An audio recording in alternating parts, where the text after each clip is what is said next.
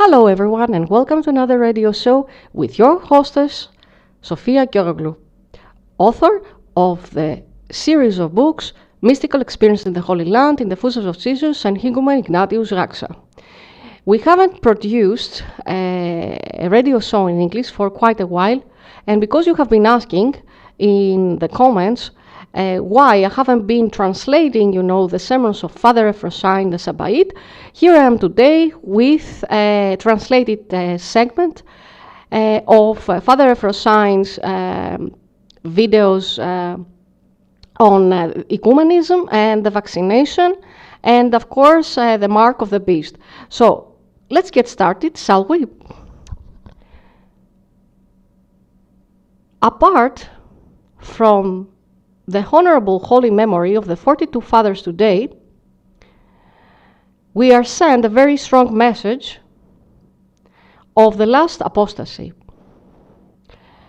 The message calls us to remain immaculate and pure in the faith, but mainly in the practice of faith to remain spotless from the impurity of the sects, much worse than Arianism, which have completely taken over the Church of Christ, especially from the heretical of the now vaccinating Ecumenism, which has now desecrated all our sacred dogmas. Unfortunately, this beast is not enough as before for an institutional alteration of all dogmas, but for the very first time in history, officially and cunningly, it acts psychosomatically and technologically to deactivate the grace of holy baptism. How? Because you have been asking me, and here is the answer. I didn't have time to translate all this, but today I have decided, to do this job.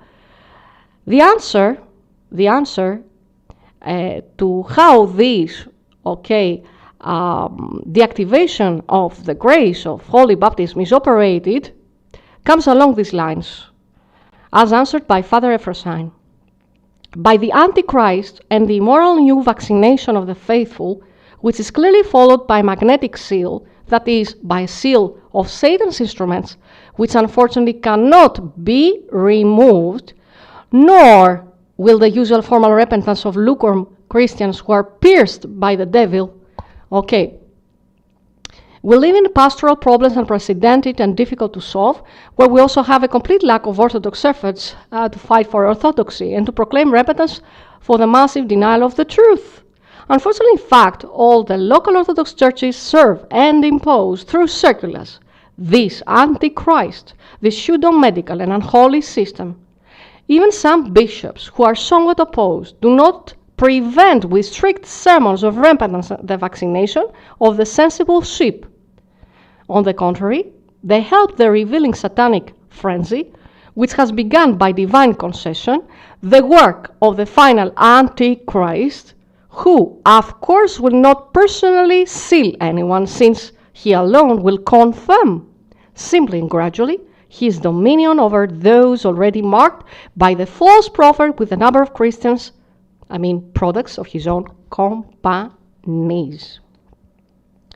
The second part of his sermon is entitled The Complete Lack of Simple Shepherds, a Critical Point of the Times. So here we have an instruction, an exhortation, on his part, coming along these lines. So let's read it.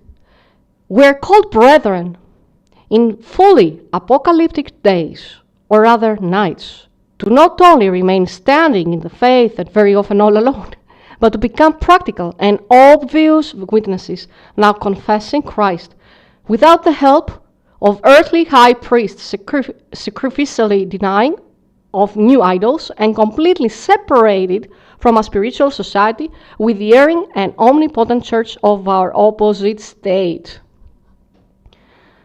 There is no other way of safe salvation now. Don't run away with the idea, my friends, that visiting, the local churches, can save us now, because they have bowed to the Antichrist, my friends. So, as he continues, Neither will the words, nor the letters, nor the inner faith save us when we communicate with the unbridled, unpunished, and by God already excommunicated and unrepentant heretical ecumenists. There is no such thing as a third Holy Grail. Come on. This is a delusion and a fairy tale when the heresy is writ large, rolling out, no longer in front of us, but inside us. So we resist hierocanonically, humbly, and courageously, with complete separation from the blasphemous clergy and shrines of idolatry, forever fighting and hoping for the emergence of new saintly fathers and the good efforts of the Church. I hope you have enjoyed this radio show. Many people have been asking about Father Euphrosynus and his sermons. So here is a translation of one of his beautiful and very constructive sermons.